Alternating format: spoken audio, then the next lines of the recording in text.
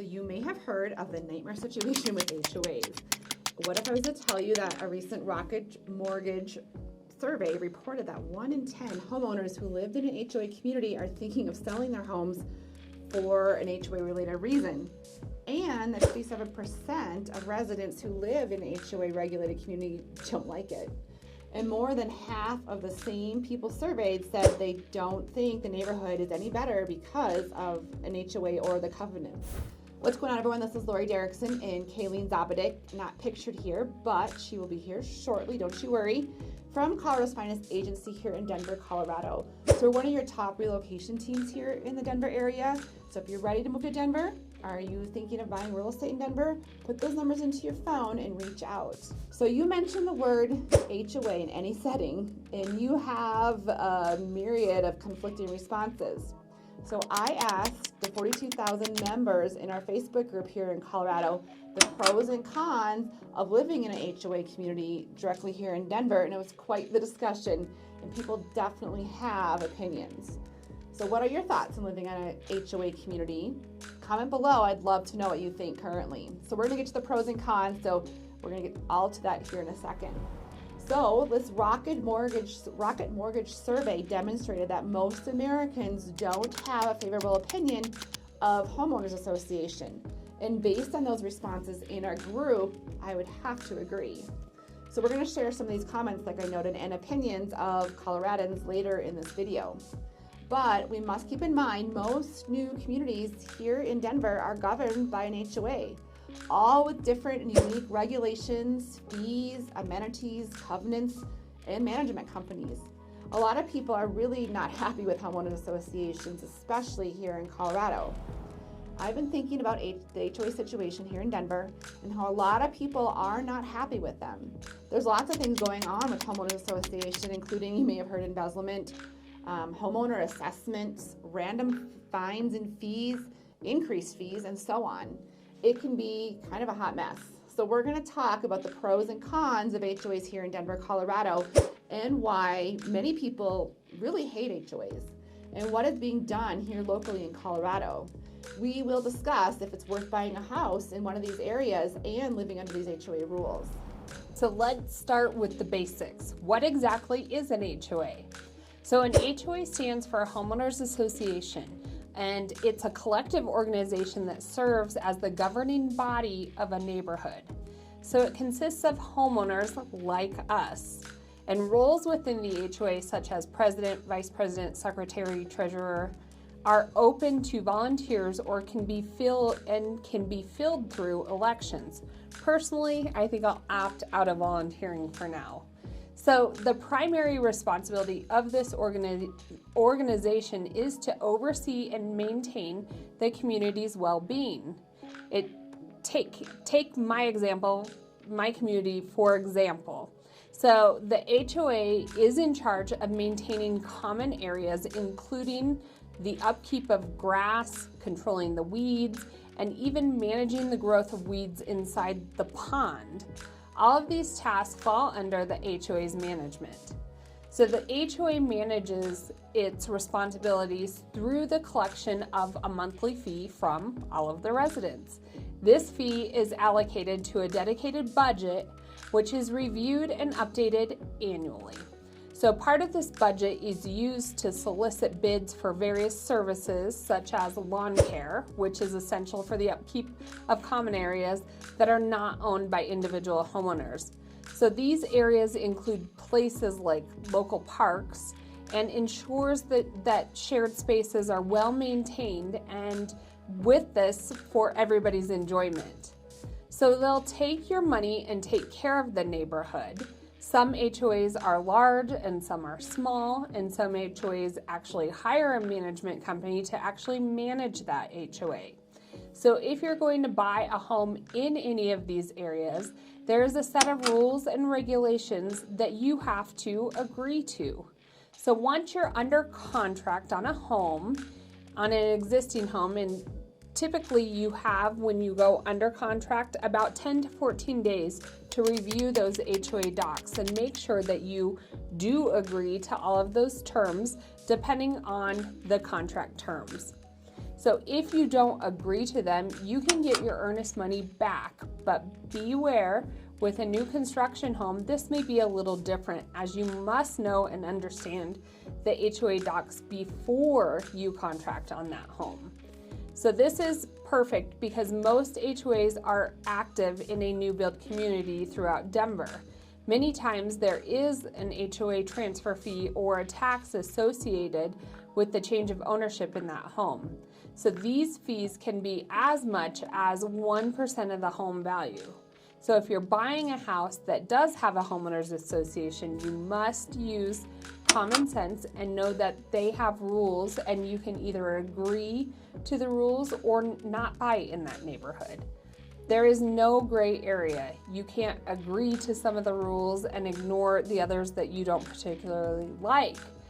It's about as simple as that. So let's now dig into the pros and cons and all of the drama that surrounds HOAs here in Colorado.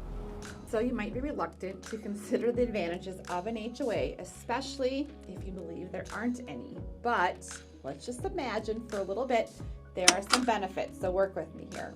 So the benefits of having an HOA include maintaining all the common areas to enhance that neighborhood's appearance. There are some gated communities here locally in Denver, and the HOA may ensure the gate functions properly or has some personnel monitoring them, sometimes around the clock.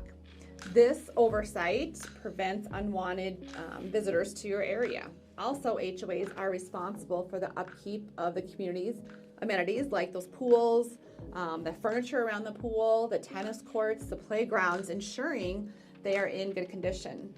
They handle tasks such as lake maintenance we talked about, or they contract negotiations for services that might be included with the HOA fees. So think of trash, lawn service, that Denver snow removal, and more. Another significant role of the HOA is sustaining property values. They enforce regulations to prevent unsightly scenarios like that neighbor's unkempt lawn, excessive vehicles on that property, or unusually colored homes, those pink homes. All these efforts contribute to maintaining the desirability and order of that neighborhood, which is crucial when you are considering selling your home at times. After all, it's challenging to sell a property next to one that resembles a hot mess. These aspects highlight the positive impact of an HOA. So remember, I talked about that Facebook group we run here in Colorado and responses from various members. So don't take all the HOA word from me. Let's look at some of the pros that they pointed out. And yes, there were many cons, and we'll get to those next, but here are some pros pointed out by fellow Colorado residents. So Helen says, I have lived in an HOA, or several HOA communities across multiple states. So read your CCRs carefully, so read those covenants. Some people have problems going by rules, and that's okay. But I had a nightmare neighbor where living in an HOA would have resolved that kitchen table she had, yes, in her front yard, and that boat that was in her driveway with a giant TV in it. Once you've had that nightmare neighbor who just did not care what their yard looked like, you might appreciate an HOA.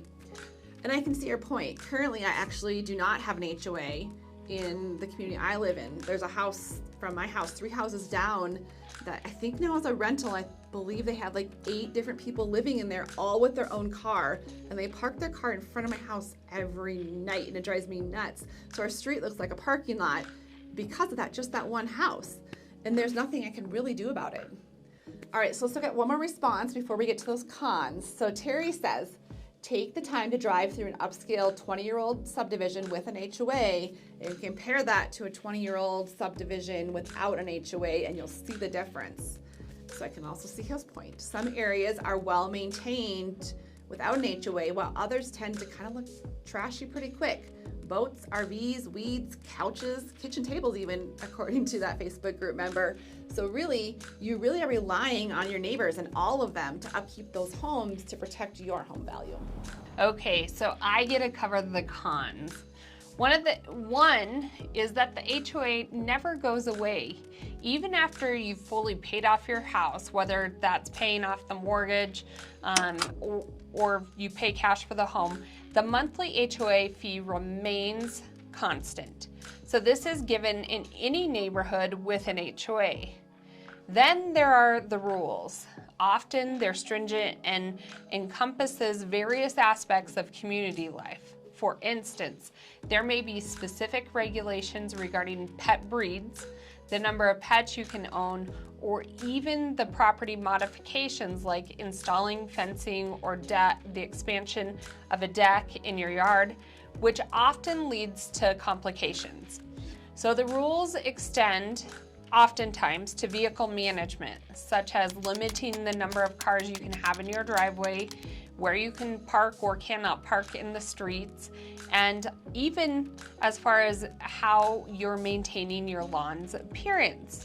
So there has been several instances where homeowners are required to even undertake unnecessary maintenance, like a neighbor who was instructed to redo their landscape just because the ratio of grass and shrubs and vegetations did not meet the ratios set by that HOA. So the abundance of regulations can feel overbearing sometimes, especially when it comes to personal property decisions. Restrictions can even impact your ability to lease your property, with limitations on rental duration and prohibiting short-term rentals like Airbnbs.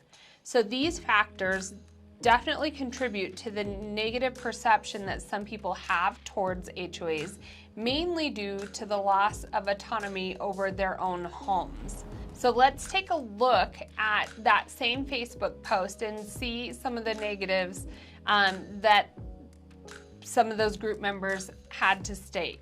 So Kimberly states that HOAs are horrible. If I'm buying a property, I don't want people dictating how and when I can do things and what I can and can't afford. One HOA monument even said that someone couldn't have the American flag on their front porch. Or maybe if you have too many weeds in your front yard, they can fine you. What happens if you can't afford to get that fence fixed? And what color of white or beige do you want on the outside of your house? No, thank you. So I can understand these points as what, and her point of view as well. You know, just after you spent $600,000 on a home here in Denver, and now you have someone telling you what you can and can't do with that property, it can be frustrating. So let's take a look at one more of those comments. So Sanders had commented about the rising costs of an HOA. He says, my HOA is now $404 a month. It covers the roof, gutters, paint, lawn care, snow removal, water, and trash. It goes up every year 5% no matter what. Their excuse is that the costs of everything goes up along with the age of the community. Insurance costs have gone up, etc. So we are just stuck with it moving up each year and we have to deal with it. Which is true. HOAs can raise rates at any time and you have little to no say, even if you really can't afford it. But let's talk about some of the issues that we've seen going on here with HOAs here locally in Denver, Colorado. So just recently here in Colorado, a local state lawmaker passed a new law that limited HOA charges after he called these charges excessive. He says, I think those charges are excessive, he noted, after the CBS News in Colorado reported that one management company was charging residents, that's right, $75 for a certified letter just to let them know that their account was delinquent, and $35 for that certified letter notifying residents of the code violation. He says, I consider this punitive after he learned of these charges that were going on with the HOAs. After all, a certified letter here in Colorado costs about only $5. So the new bill in 2022 called the Accountability and Transparency Law now requires HOA and their management companies to send certified letters to their residents for certain issues, but to ensure they're clearly aware of these potential charges that they could enforce on them. And they're looking at maxing out some of those fines that they place upon them because they can just charge whatever they want. So a recent quote by Governor Polis here in Colorado. Polis stated burdensome HOA policies shouldn't be so restricted that they prohibit things like common sense fire mitigation, which is common here in Colorado, and water conservation. Because if you're from Colorado, you know that water is not everywhere here. We're a pretty dry state. So forcing people from a home they love over untrimmed grass or drain a family's individual's financial savings because of an HOA seems a little ridiculous. So whether you are pro HOA or you're against HOAs, they are getting a lot of attention here in the state, and the state of Colorado is starting to play more of an intentional role in regulating these HOAs and their management throughout the entire state of Colorado. So maybe Nancy from the Colorado Post says it best, from our Facebook post, our group. She says, I have a love-hate relationship with HOAs. The good is they travel a lot, so there's not a lot to worry about when they're gone from their place. The bad is our HOA fees have skyrocketed. I suggest, she says, if you're looking at a particular development, ask your realtor to get you a copy of those bylaws. Ask how much money they have in those reserves. What are their restrictions on parking, pets, etc.? If appropriate, see if you can talk to residents on their feedback, which is a great source to get an honest review of that HOA. So not all HOAs are honest, and they've passed new laws to address that. Now, the state has issued some new laws, like we noted, and some of those laws went into effect November of last year.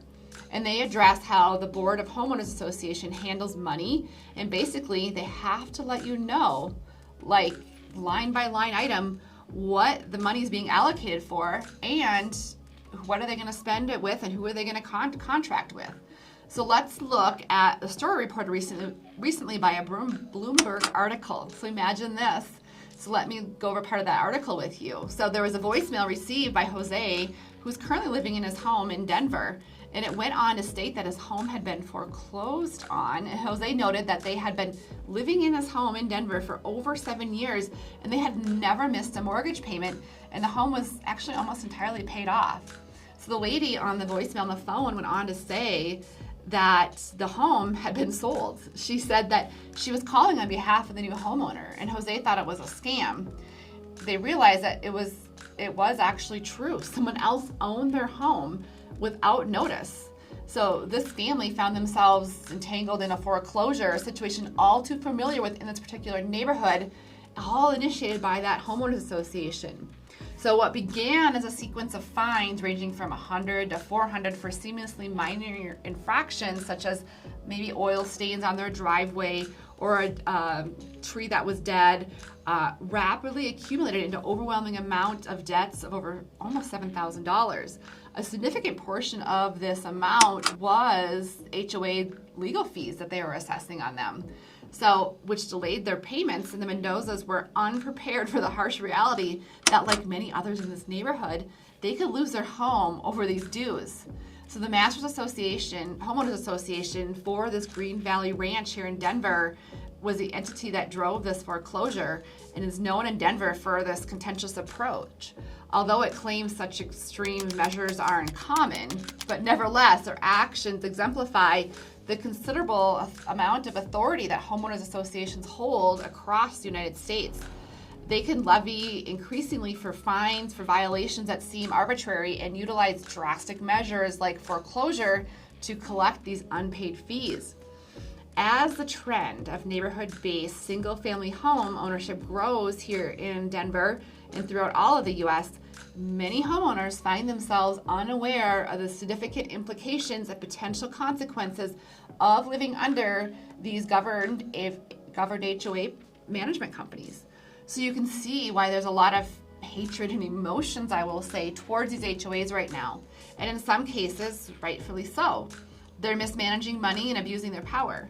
And I can tell you that's from personal experience in talking to people, our clients, neighbors, friends, they feel like some of these HOAs go around just kind of picking on the little stupid things, but don't address other major items that seem more important, like maybe cracks on sidewalks, but instead they're telling homeowners, hey, you need to pressure wash your home or pick a couple weeds that are on the side of the yard. So there's a lot of distrust and a lot of anger towards homeowners associations. So much so that the state of Colorado is stepping in and developing laws and regulations around them. I'm just gonna stop real quick. So if you're liking this video, be sure to hit that subscribe button. Also click that little bell so you can get notified of all of our new releases that we put out. We try to put out new videos every Tuesdays and Thursdays, all about the Denver area and moving to Denver. So make sure you hit that subscribe button. So why did we think this video would be important to put out? Well, nearly 60% of all new construction homes that are single family are in homeowners associations. And 80% of all single family homes are also in subdivisions and part of an HOA. So it's definitely growing here in Denver. We work with a lot of clients to help obtain their new build home in Denver, and we push out a ton of videos all about buying and new construction homes here on the Front Range. So it's important to know what you're getting into. Also, something to consider with homeowners associations. When you take out a mortgage, you typically get locked into a rate, right? So it's fixed. Unless you're in an adjustable rate mortgage, which I wouldn't do, and we have a video all about lending guidelines to be aware of in Denver. So this fixed rate is a fixed amount, and it's not the case sometimes with an HOA fee. So your HOA fee may be $300 when you start, and then the next year it could raise to $350 and then $400, and you know, within a couple of years, now it's maybe at $500 a month that you're paying, and that never goes away. So we recently went to a listing appointment for a townhome here in Colorado, and this resident said that their HOA fees went up, get this, 300% from when she first purchased the home 10 years previously. So you may pay off your mortgage, but you'll never pay off that HOA fee. HOA fees are a perpetual expense that, according to some reports, have surged up to 300% in recent years.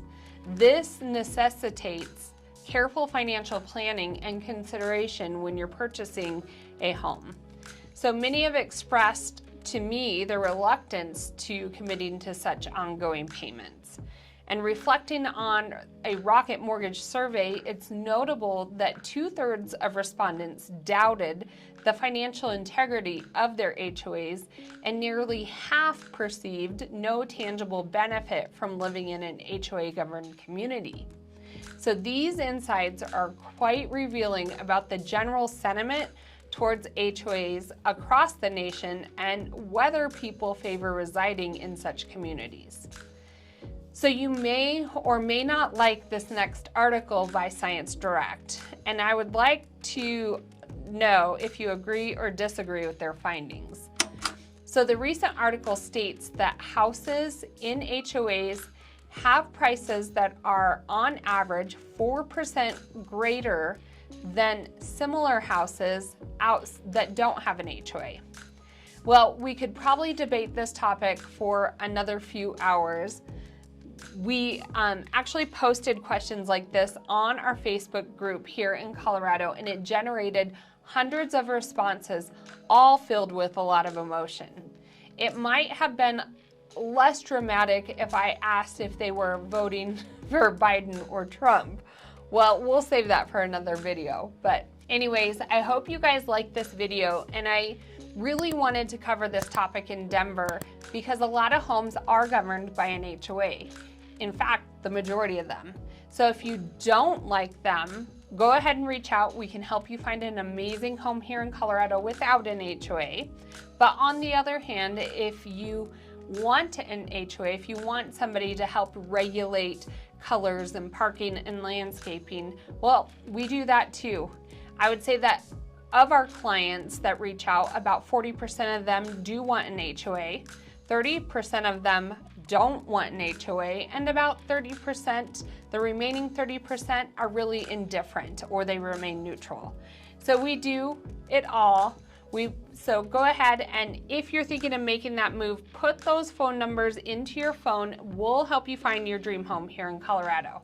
Now for out, that is it from Colorado.